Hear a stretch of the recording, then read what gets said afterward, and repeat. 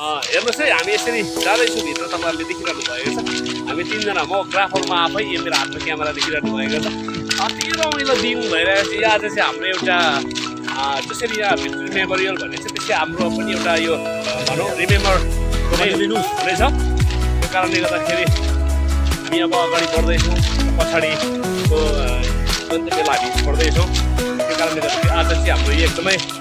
भनौँ आनन्दको दिन महसुस गर्दैछौँ ईश्वरले हामीमाथि के गर्नुहुन्छ र उहाँको दासहरूप्रति उहाँले भलै गर्नुहुन्छ उहाँले भन्नुभएको वचनलाई हामीले थाहा गर्छौँ तिमीहरू भित्र जाँदा बाहिर जाँदा सहरमा जाँदा गाउँमा जाँदा परमेश्वरले तिमीहरूलाई आशिष दिनेछ भन्नुभयो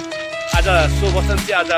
पुरा भएको अनुभव गर्छ पास्टर रोमन होइन हजुर एकदमै है प्रभुको वचन जीवित प्रभुको वचन त सत्य छ होइन पास्टर रोमन हामी एकदमै खुसी हामी व्यक्त गर्छौँ एउटा महिना भएको अब हामी एकछिनमा हलमा बस्दैछौँ यो